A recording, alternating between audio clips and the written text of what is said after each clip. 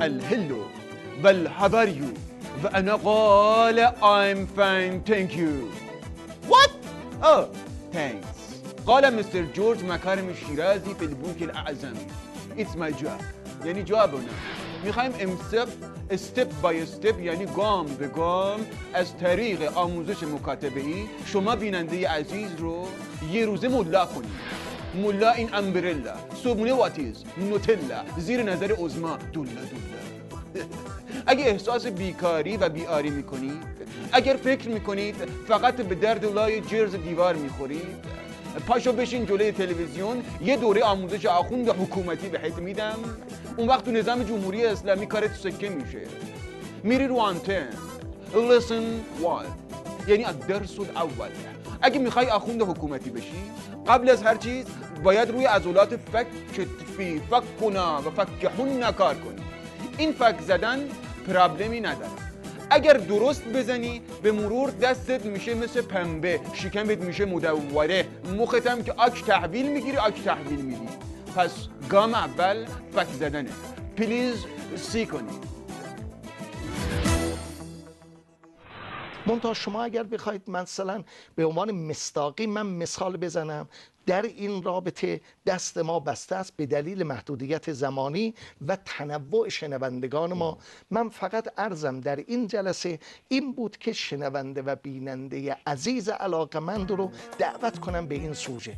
متاسفانه یادم رفت اون بیت رو من حفظ کنم و الان به درد صحبتم میخورد که غزل شادی.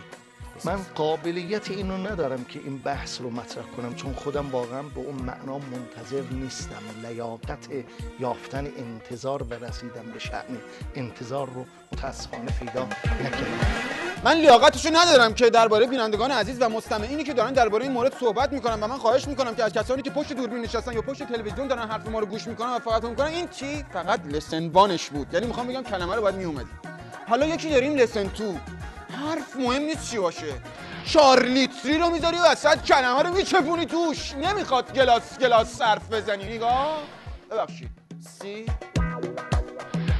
این اشکال هم وارد نیست که برخی میگن که چگونه ممکنه الفاظ محدود حامل بی‌نهایت معنا باشه. برای اینکه درست الفاظ محدوده و یه الفاظ محدود دلالت داره بر مدلول مطابقی محدود، ولی مدلول مطابقی دلالت داره بر مدلول التزامی نامحدود. یعنی میتونه مدلول مطابقی دلالت بر مدلول التزامی الف داشته باشه، مدلول التزامی الف بر مدلول التزامی با و همینطور تا بی‌نهایت پیش بره.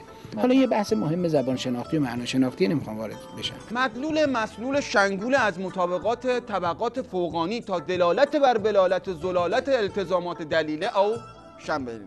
توجه فرمودی؟ این حالا یه وقت هست اینا رو که گفتی به هم دیگه بافتی یهو میبینی وقت منبر 200 دقیقه مونده، کلاف نخ تموم شده. اینجاست که دیگه با سر نخ و خیلی مسلط از هر جا دلت خواست بگیری. بحث نظامه، بی خیال، برو تو گلابی، گاو، گوسفند، بقیه‌اش اینو داشته باش. یعنی هاویو گاهی آب میخواد، گاهی هم کود میخواد.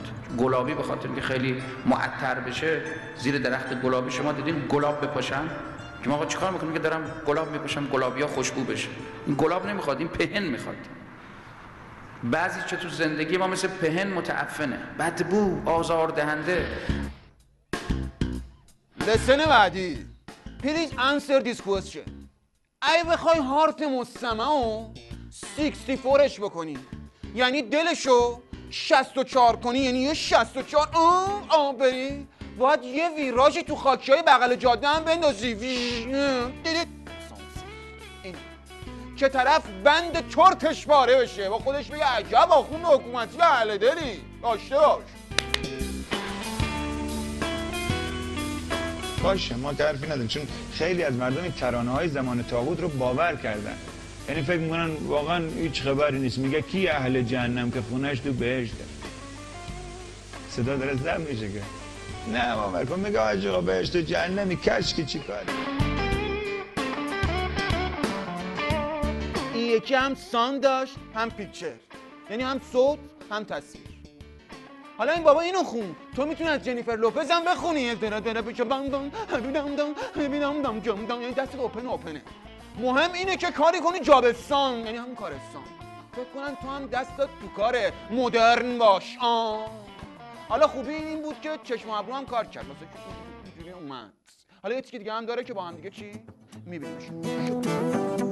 با زنم مشکل دارم، با بچه‌م مشکل دارم، با عروسم، با دامادم، با مملکتم، با مسئولین، با شیخا، با همینا مشکل داریم بگیم. بعد ما که گله میکنیم آقای که یک مقداری بالاخره آقا امتحان میکند، همینجور ساده اندیشید، زود راضی میشید، زود میخندید، زود میپسندید یه چیز، زود رأی میدید، زود رأی میدید.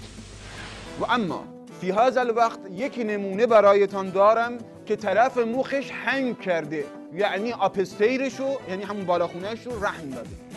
طرفو دعوت کردن بره تو پروگرام درباره اخلاق فی الفامیلی صحبت بکنه، طرف قاط زده. ببین چه خاطره‌ای از خودش تعریف یه شب که دیر آمدم پدرم به تون صحبت کرد، بلند صحبت کرد که بازم دیر آمدی. اوقاتم هم تلخ بود، دست گذاشتم تو سینه پرسش کردم. آقا بلند شد و گفت که بابا من اینجا نفرینتم، فردا میرم بید رکن مقام نفرینتم. منم اعتنا نکردم. صبح بلند شدم ناشتایی خوردم، به مامانم گفتم که بابا کجا؟ گفت بابا خیلی اوقاتش تر. او گفت و ما هم خنده اون گله رفت و ما هم رفتیم با رفقان نشستم و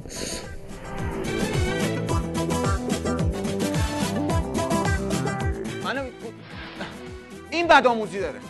باید خاطرتون رو مچ کنی با موضوع بحث. حالا my sister and my brother, ladies and gentlemen, والسين والصاد والزد والأبستروف اس.